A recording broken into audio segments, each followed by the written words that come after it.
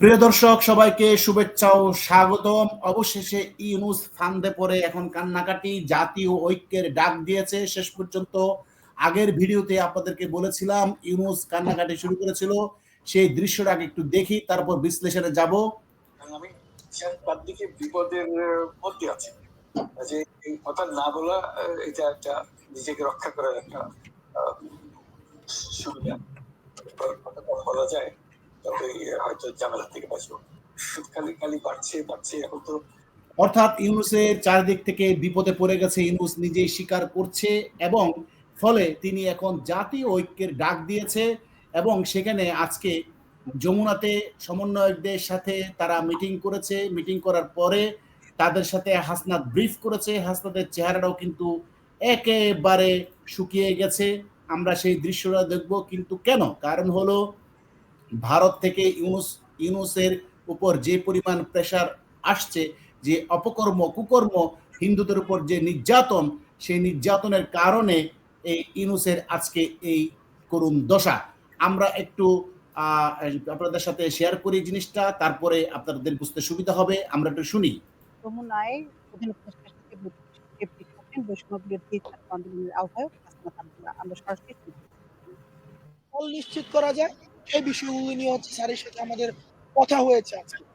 এই যেখানে লেখা আছে জাতীয় ঐক্যের ডাক, জাতীয় ঐক্যের লক্ষ্যে ছাত্রনেতাদের সাথে বৈঠক। অর্থাৎ ইউনূস যে এতদিন গলাবাজি করে আসছিল, দেশ সংস্কার করবে, দেশ চালাবে, কোনো নির্বাচন নয়, অবশেষে ইউনূস কিন্তু ফান্দে পড়ে বগা কান্দে। ইউনূস কিন্তু এখন জাতীয় ঐক্যের কোনো বিকল্প নাই। আমি আগের একটা ভিডিওতে বলেছিলাম, শেষ পর্যন্ত ইউনূস ফান্দে পড়ে এই ওয়াকারের জামানের ফান্দে পড়ে যে দেশকে একটা জঙ্গিবাদী রাষ্ট্রে পরিণত করার অপচেষ্টা চালাচ্ছিল, আজকে শেষ পর্যন্ত জাতীয় ঐক্যের ডাক দিল।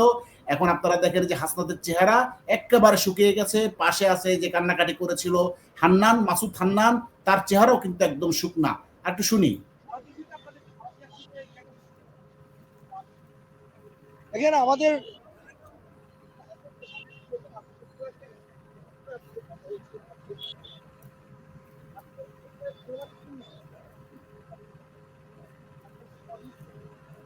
আজকে জাতীয় ঐক্যের বিষয়, আজকে আমাদের বার্তাটি শুনেছে, অর্থাৎ রাস্তায়, অর্থাৎ স্ট্রিট মানুষ কি বলতে চায়, মানুষ আমাদের মধ্য দিয়ে কি বার্তাটি দিতে চায়, সেই জিনিসটি স্যার আজকে আমাদের কাছ থেকে শুনেছে। আর যেটি বললেন ভারতের যে বিষয়টি, দেখেন ভারত সবসময় আওয়ামী লীগের চোখ দিয়ে বাংলাদেশকে দেখেছে। ভারতের সাথে যে সম্পর্কটি, সেটি জনগণের সাথে জনগণের সম্পর্ক হয়নি, সেটি রাষ্ট্রের সাথে রাষ্ট্রের সম্পর্ক হয়নি। অর্থাৎ তোমাদের গলা এখন শুকিয়ে গেছে, তোমাদের সেই দম্ভ দাম্ভিকতা আর নাই। এখন ঠেলায় পড়ে আব্বা আব্বা করে চিৎকার করছো। এখন বিএনপির হাতে পায়ে ধরেছো। বিএনপি যখন তোমাদের ফান্দে পা দেয় নাই, এখন তোমরা বলছো জাতীয় ঐক্য। অথচ 3 মাস আগেও কিন্তু কয়েকটা দল জাতীয় ঐক্যের কথা বলেছো, তাকে তোমরা কিন্তু ছুঁড়ে ফেলে দিয়েছো, এবং কয়েকজনও বলেছিল তাদেরকে ছুঁড়ে ফেলে দিয়েছো। এখন যখন ঠেলায় পড়েছো, আর কোনো রাস্তা তোমাদের সামনে খোলা নাই, এখন জাতীয় ঐক্যের জন্য তোমরা ডাক দিছো, আমরা সেটা বুঝতে পারি। তো আমার সাথে যুক্ত আছেন জনাব আতার সাহেব। আতার সাহেব, আপনি যদি এই বিষয়ে একটু বলতেন। ধন্যবাদ আতার সাহেব, আপনি সঠিক সময় সঠিক বিষয় নিয়ে আসছেন। প্রথম কথা হচ্ছে, মির্জা ফখরুল সাহেব প্রথম শেখ হাসিনা সরকারের পতনের পরেই বলেছিল জাতীয় সরকার করার কথা, কিন্তু তখন এই ছাত্ররা কিন্তু জিনিসটাকে পাত্তা দেয়নি। তারা মনে করেছে তা মে কোন হনুরে, তারা হ্যান করেঙ্গা ত্যান করেঙ্গা, বাংলাদেশ থেকে মুক্তিযুদ্ধ এবং মুক্তিযুদ্ধের সমর্থক লোকদের দূর করার জন্য বা ধ্বংস করার জন্য তারা উঠে পড়ে লেগেছিল। কিন্তু আজকে বিভাজনের রাজনীতি শুরু করে যে পর্যায়ে পৌঁছেছে, বিভাজনের রাজনীতিটা এমন একটা পর্যায়ে পৌঁছেছে, আপনাকে বুঝতে হবে যে বাংলাদেশ আওয়ামী লীগ চলে গেলেও, শেখ হাসিনা চলে গেল, বাংলাদেশ আওয়ামী লীগের 50% জনসংখ্যা এই দেশে এখনো আওয়ামী লীগের সাপোর্টার। বিভাজন করে তাদেরকে রাজনীতিতে জায়গায় সুযোগ না দিয়ে এই বাংলাদেশ আসলে সঠিকভাবে চলা সম্ভব নয়। এটা কিন্তু এখন প্রমাণিত দিনের আলোর মতো। আর সর্বদলীয় যে সরকার করবে বা সেই সরকার বা জাতীয় সরকার যে করবে, সেখানে আওয়ামী লীগের 50% লোকের প্রতিনিধি থাকবে না, এভাবে করবে, সেটাও কিন্তু সফল হবে না। ইউনূস এখন প্রচন্ড চাপে। কোথায় চাপে? শুধুমাত্র ভারতের চাপ সেটা না, সারা বিশ্ব থেকে। আপনি ব্রিটেনে দেখেন, আজকেও হাউস অফ কমন্সে কিন্তু এটা নিয়ে কথা হয়েছে, এই সংখ্যালঘুদের হামলার উপরে নিয়ে কথা হয়েছে, এবং তারা তীব্র নিন্দা করেছে এবং এটার ব্যবস্থা নেওয়ার জন্য বলেছে। এভাবে সারা বিশ্ব থেকে প্রতিটা দেশ কিন্তু বাংলাদেশকে বাংলাদেশকে চাপের মধ্যে রেখেছে, তাহলে বাংলাদেশের ইউনূস সাথে কি সম্পর্ক। চাইছে আসলে? ইউনূস কি চেয়েছিল? ইউনূস কি চেয়েছিল? অ্যাকচুয়ালি ইউনূস যেটা চেয়েছে, ইউনূস এটাই, ইউনূসের উদ্দেশ্য ছিল সে পাকিস্তানের সাথে একটা প্যাক্ট হয়েছে, শেখ হাসিনার সাথে ক্ষুব্ধ হয়ে সে পাকিস্তানের সাথে প্যাক্ট হয়েছে, এবং পাকিস্তান যে বাংলাদেশের উন্নতি সেটা চোখে দেখতে পাচ্ছে না, সেই বাংলাদেশের সেই উন্নতি দেখতে পাচ্ছে না, এই বাংলাদেশকে ধ্বংস করার যে ষড়যন্ত্র, সেই ষড়যন্ত্রের নায়ক হচ্ছে ডক্টর ইউনূস। বাংলাদেশ যে তরতর করে এগিয়ে যাচ্ছিল সেই বাংলাদেশকে স্তব্ধ করে দেওয়া এবং বাংলাদেশ থেকে 30 বছর পিছিয়ে দেওয়ার জন্য এই ডক্টর ইউনূসের এজেন্ডা নিয়ে এখানে এসেছে, এটা আমার দৃঢ় বিশ্বাস। এবং তার যে কর্মকাণ্ড, ইউনূসের জেল থেকে লস্করে তৈয়বা, আল কায়দা, তারপরে যত জঙ্গি সংগঠন আছে, আনসারুল্লাহ, বাংলা টিম, এই সমস্ত জঙ্গিদেরকে, হাজার হাজার জঙ্গিদেরকে জেল থেকে মুক্ত করে দিয়ে বাংলাদেশে একটা বিচ্ছিন্নতা, বাংলাদেশে একটা জঙ্গিবাদী রাষ্ট্র পরিণত করাই ছিল কি পাকিস্তান এবং ইউনূসের উদ্দেশ্য? হ্যাঁ, আপনি দেখেন, একটা সিম্পল কথা বলি, এই যে পতাকা নিয়ে যে ঘটনাটা এখন চলতেছে, পতাকা অবমাননা শুরু করেছে কে? আমাদের এই দেশের জঙ্গিরা কিন্তু শুরু করেছে। শিক্ষা প্রতিষ্ঠানে বিভিন্ন জায়গাতে ভারতের পতাকা, আমেরিকার পতাকা দিয়ে তারা পারিয়ে এই পতাকাকে অপমান করা শুরু করেছে। সেখান থেকে কিন্তু ভারতের জনগণ একটা রিয়াক্ট করেছে। সেই রিয়াক্টের ফলশ্রুতিতে কিন্তু আগরতলা আজকে যে ঘটনাটা ঘটেছে সেখানে কিন্তু প্রশাসন বাধা দেওয়ার চেষ্টা করেছে, তারপর হিন্দু উগ্রবাদীদের কারণে সেটা একটা ঘটনা ঘটে গেছে। এই ঘটনা ঘটার পিছনে তাহলে হিন্দু উগ্রবাদীদের বাধা দেওয়ার চেষ্টা, আপনার কাছে একটু মিলাই, হিন্দু উগ্রবাদীদের বাধা দেওয়ার জন্য প্রশাসন চেষ্টা করেছে, কিন্তু বাংলাদেশে যে উগ্রবাদী নয় বরং জঙ্গি মিলিটেন্ট, যারা যে ইস্কন ধরো, একটা একটা ইস্কন ধরো জবাই করে, এদেরকে তো বাধা দেয় না ইউনূস কেন? না না, এখানে তো ব্যবস্থা নিয়েছে। সেখানে 3 জন নিরাপত্তা রক্ষীকে বরখাস্ত করা হয়েছে, পুলিশকে সাসপেন্ড করা হয়েছে, 7 জনকে অ্যারেস্ট করা হয়েছে। অথচ এই যে কন্টিনিউ, আজকেও আমি দেখলাম পটিয়ার স্কুলের সামনে বাচ্চাদের দিয়ে ভারতীয় পতাকা পারানো হচ্ছে এবং সেই ছবি, তাহলে ভারতীয় যে পতাকা বাড়াচ্ছে শিক্ষা প্রতিষ্ঠানেতে, এটা তো ইউনূস গং নিজেই করাচ্ছে, না হলে তো পুলিশ সেখানে যে তড়িৎ ব্যবস্থা নিত। সে চাচ্ছে ভারতের সাথে আমাদের একটা টেনশন তৈরি হোক, বাংলাদেশে ভারত থেকে যে কাঁচামাল আসে সেগুলোকে বন্ধ হোক, এই বাংলাদেশের মানুষ দুর্ভিক্ষে পতিত হোক, এই বাংলাদেশের উন্নয়ন স্তব্ধ হোক, এই বাংলাদেশ ধ্বংস হোক, এটাই হচ্ছে ইউনূসের মূল চাওয়া। এটাই হচ্ছে ইউনূসের সাথে তো পাকিস্তানি প্রেতাত্মা ওয়াকারুজ্জামান সরাসরি জড়িত, না হলে তো এই ওয়াকারুজ্জামান অন্তত পক্ষে ব্যবস্থা নিত যে আরেকটা দেশের পতাকাকে পাড়া দেওয়া মানে তাদের বুকের উপর পাড়া দেওয়া। আজকে সমগ্র ভারতবাসী একত্রিত হয়ে গেছে এই তাদের পতাকা অবমাননা করার জন্য, তো সরকারই তো ইন্ধন দিচ্ছে এই পতাকা অবমাননা করার জন্য। অবশ্যই সেনাপ্রধানও দায় এড়াতে পারবেন না, কারণ উনি দায়িত্ব নিয়েছেন এবং বলেছেন উনি দেশকে ঠিক রাখবেন। দেশকে একটা সুস্থ জায়গায় রাখার জন্য, দেশের মানুষ রাখার জন্য ওনার দায় আছে। ওনার এখানে ইনিশিয়েটিভ নেওয়া দরকার ছিল, ওনার এখানে বলিষ্ঠভাবে বলা দরকার ছিল যে এই জিনিসটা করাটা, এবং যারা করেছে তাদেরকে তৎক্ষণাৎ অ্যারেস্ট করা দরকার ছিল, বিচারের মুখোমুখি করা উচিত ছিল।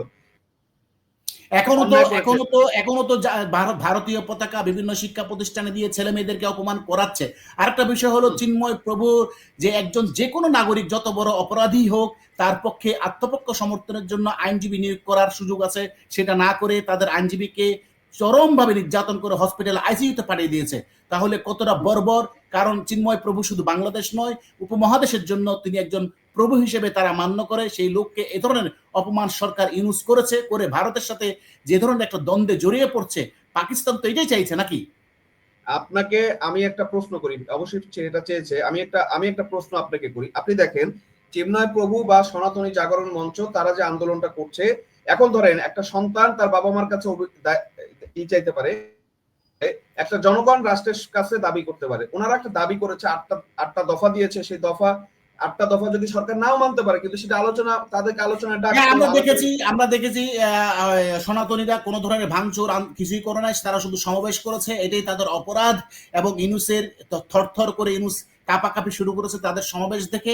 এই ভয়ে চিন্ময় প্রভুকে হয়তো তারা বন্দী করতে পারলে আন্দোলনকে দমানো যাবে, কিন্তু হিতে বিপরীত হয়ে গেছে। সারা সমগ্র ভারতবাসী একত্রিত হয়ে গেছে। আমরা আরেকটা জিনিস প্লে করি, দেখি ইউনূস কেন জাতীয় ডাক দিয়েছে, একটু দেখি। আমি এই বিষয়টা, অন্তর্বর্তী সরকারের প্রধান উপদেষ্টা ডক্টর মোহাম্মদ ইউনূস যমুনায় সব ছাত্র সংগঠনের নেতৃবৃন্দের সাথে আলোচনায় বসবেন প্রধান উপদেষ্টা। যমুনা থেকে এই নিয়ে সবশেষ খবর জানাতে সরাসরি যুক্ত হচ্ছেন সহকর্মী মুজাহিদ শুভ। বৈঠক শুরু হয়েছে কিনা আর কোন কোন? আচ্ছা, বৈঠক শুরু হওয়ার দৃশ্য আমরা দেখেছি। হাসনাত ইতিমধ্যে বিবৃতি দিয়েছে, গলাটলা শুকিয়ে গেছে। আমি মনে করি সেনা প্রধানের উচিত হলো এই সমস্ত সমন্বয়করা, এই চ্যাংরা ছেলে পেলে দেশের যে সর্বনাশ করছে এদেরকে দ্রুত গ্রেফতার করে আইনের আওতায় নিয়ে আসা ওয়াকারুজ্জামানের দায়িত্ব, না হলে দেশ সর্বনাশ হয়ে যাবে। হ্যাঁ, আতাশ সাহেব আপনি বলেন এবার। আচ্ছা, আমি চিন্ময়ের বিষয়টা নিয়ে একটু কথা বলতে চাই। চিন্ময় দ্রুত বলতে হবে, দ্রুত।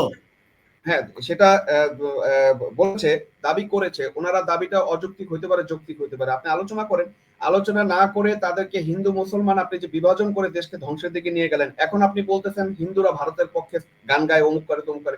ওই হিন্দুরা তো এই কথা বলে নাই। হিন্দুরা স্লোগান দিচ্ছে এলো আমার দেশ আমার মা, এই দেশ ছেড়ে যাব না। হ্যাঁ, সো এই দেশ থেকে তারা যাবে না, এইটাকে তারা দেশ মনে করে। এইটাই তারা ইচ্ছা করে হিন্দুদেরকে একটা দায়ভার এটা জনাব আতার সাহেব সারা বাংলাদেশের মানুষ বুঝে, কারণ হিন্দুরা কোন ধরনের ধ্বংসাত্মক কার্যকলাপে লিপ্ত হয়নি, বরং আমরা এটা দেখেছি রাতের অন্ধকারে সিসিটিভি বন্ধ করে, লাইট বন্ধ করে দিয়ে, সামরিক বাহিনী দিয়ে ইউনূস তাদের উপর যেভাবে অত্যাচার, নিপীড়ন, হত্যাকাণ্ড ঘটিয়েছে সারা বিশ্ব দেখেছে। সেজন্য সারা বিশ্ব থেকে আজকে ইউনূস এবং ওয়াকারুজ্জামানের উপরে তীব্র নিন্দা, ক্ষোভ আসছে। সমগ্র বিশ্ব থেকে ইউনূস এবং ওয়াকারুজ্জামানের উপরে রাষ্ট্রীয় বাহিনী কি করে হিন্দুদের উপর নির্যাতন করে, তারা সেগুলোর প্রতিবাদে শুধু সমাবেশ করেছে এবং জনসংখ্যা দেখে ইউনূসের মাথা ঘুরে গেছে, যার কারণে প্রভুকে গ্রেফতার করার মধ্য দিয়ে হিন্দুদেরকে দমন করার একটা অপকৌশল ছিল মাত্র, এবং এখনো করে যাচ্ছে। যেটা করার কারণে আজ দেশ সর্বনাশের দিকে যাচ্ছে। দেশে জঙ্গিবাদের উত্থান হচ্ছে। 5% জঙ্গিবাদ আছে, 95% মানুষ আজকে সাফার করছে এদের কারণে, এই সন্ত্রাসী জঙ্গিদের কারণে। এদেরকে লালন করছে ওয়াকারুজ্জামান এবং ইউনূস গং নিজে, বিশেষ করে মাহফুজ আলম বর্তমানে ইউনূসকে চালাচ্ছে। আমরা দৈনিক ইত্তেফাকের একটা খবরে দেখি জাতীয় ঐক্যের ডাক দিবেন মোহাম্মদ ইউনূস। আজকের খবর, আমরা খবরটা একটু পড়ি। দেশ চলমান পরিস্থিতি জাতীয় ঐক্যের ডাক দিতে দেশের রাজনৈতিক দলগুলোর পাশাপাশি ধর্মীয় নেতাদের সঙ্গে আলোচনা বসতে অন্তর্বর্তী সরকারের প্রধানমন্ত্রী মোহাম্মদ ইউনূস, অর্থাৎ ইউনূস এখন থরথর করে কাঁপাকাঁপি শুরু করেছে। ইউনূসের কিন্তু কাপড় চোপড় ইতিমধ্যে নষ্ট হয়ে গেছে। দেশের যে পরিস্থিতি, দেশের যে ক্রাইসিস চলছে, ইউনূসের জাতীয় সরকার ছাড়া আর কোনো বিকল্প নাই। এইটাও পাশাপাশি সতর্কবার্তা দিয়ে রাখি, যদি এই জাতীয় সরকারের রেশিও অনুযায়ী তাদের প্রতিনিধি না নেয় তাহলে আরেক দাঙ্গা বাজবে।